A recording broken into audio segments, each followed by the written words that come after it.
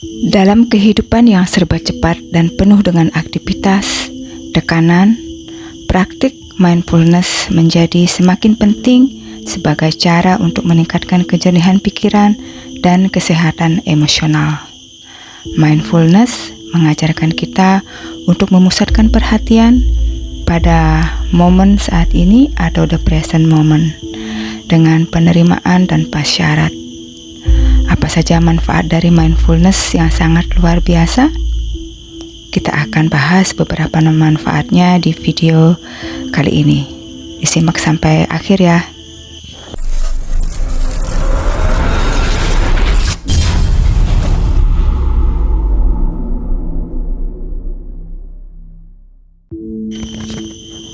Manfaat mindfulness yang pertama adalah membantu mengurangi stres dan kecemasan.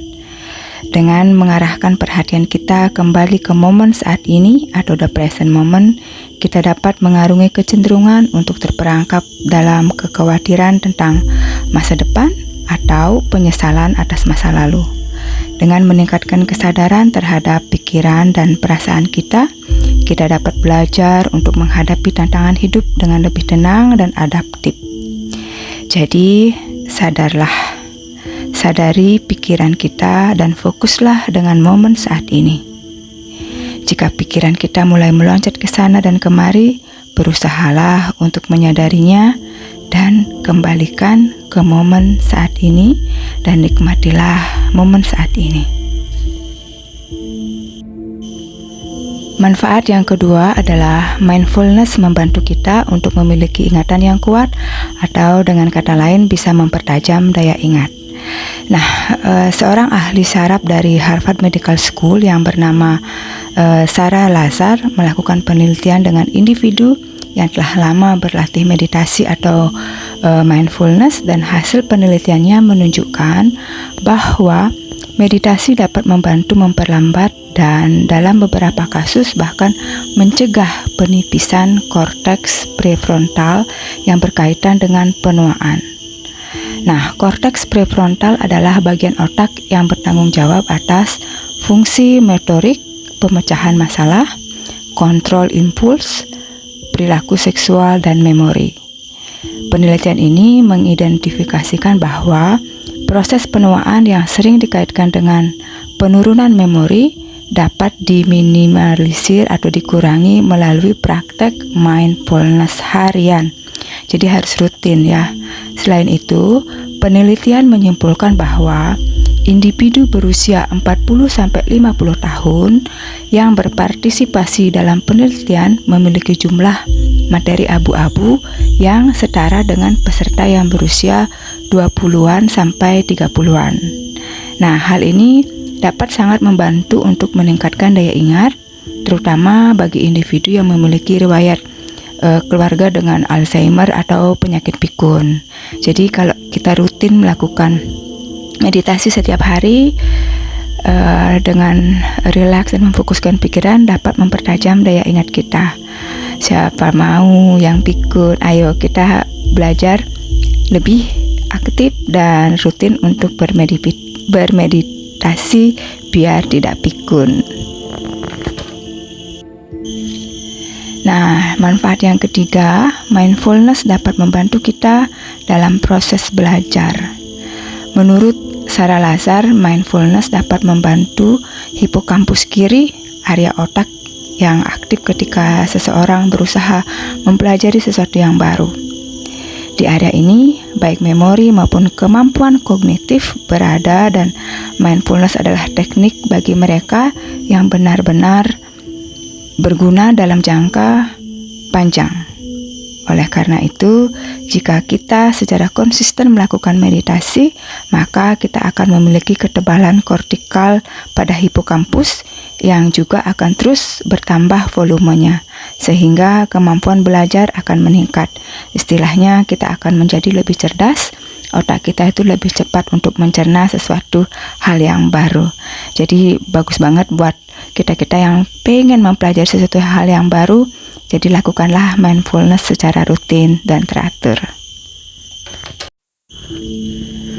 Manfaat mindfulness yang keempat adalah mindfulness dapat membantu kita mengurangi rasa sakit.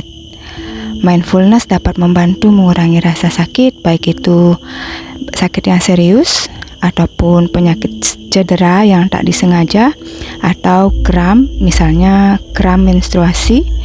Meskipun setiap orang memiliki batas rasa sakit yang berbeda, penelitian menunjukkan bahwa praktisi meditasi yang telah berlatih dalam jangka waktu yang panjang cenderung memiliki lebih banyak aktivitas di area otak yang terkait dengan rasa sakit dibandingkan dengan orang yang tak bermeditasi. Nah, studi juga menunjukkan bahwa orang yang tidak bermeditasi atau menggunakan obat penghilang rasa sakit memiliki aktivitas otak yang lebih rendah di area yang terkait dengan rasa sakit. Sementara praktisi meditasi menunjukkan aktivitas yang tinggi di korteks cingulate anterior dan beberapa bagian dari korteks prefrontal. Hal ini menunjukkan bahwa praktisi meditasi cenderung lebih mampu mengatur dan mengendalikan perhatian mereka dari rasa sakit yang dirasakan. Oleh praktisi meditasi memiliki kemampuan untuk mengubah cara mereka merasakan dan merespon rasa sakit melalui praktek mindfulness. Nah, ini sangat berguna banget ya. Kalau kita rajin dan rutin melakukan meditasi atau mindfulness, kita itu bisa memanage, bisa merubah cara kita merespon rasa sakit dari badan kita. Ini benar-benar saya rasakan sendiri. Hampir tidak pernah yang namanya minum obat pereda sakit ya. Kita bisa memanage bagaimana sih caranya merespon sakit yang kita alami gitu ya. Namun untuk mencapai tingkat keahlian yang dapat mengatur rasa sakit yang lebih efektif, jadi praktisi meditasi perlu memiliki keterampilan yang tinggi dalam teknik meditasi. Kalau pengen yang benar-benar expert luar biasa ya harus tingkatannya lebih tinggi, dilatih lagi, dirutinkan lagi ya. Terus manfaat mindfulness yang kelima adalah dapat membantu meningkatkan kualitas tidur. Nah, ini bagus banget yang punya masalah dengan tidur atau insomnia, jadi bagus dirutinkan, dirajinkan meditasinya. Manfaatnya mencakup peningkatan kualitas tidur, peningkatan interpersonal, serta peningkatan kebahagiaan secara keseluruhan. Terus dengan menjadi lebih sadar dalam diri kita dan lingkungan sekitar kita, kita bisa mengembangkan hubungan yang lebih erat dengan orang lain dan dunia di sekitar kita. Oleh karena itu, mindfulness bukan hanya sekedar tren atau aktivitas di waktu luang, melainkan merupakan teknik yang efektif untuk meningkatkan kualitas hidup dan kesejahteraan kita secara keseluruhan. Kedengarannya simpel banget, kayaknya enak banget ngelakuinnya, tapi manfaatnya segudang positif.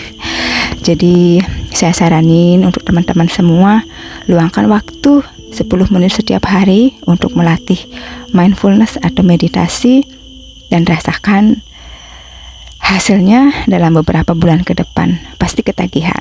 Selamat mencoba. Nah, demikianlah video singkat ini. Semoga bermanfaat untuk teman-teman yang sudah setia mensupport channel ini. Terima kasih banyak, karena tanpa kalian channel ini tidak bisa berkembang.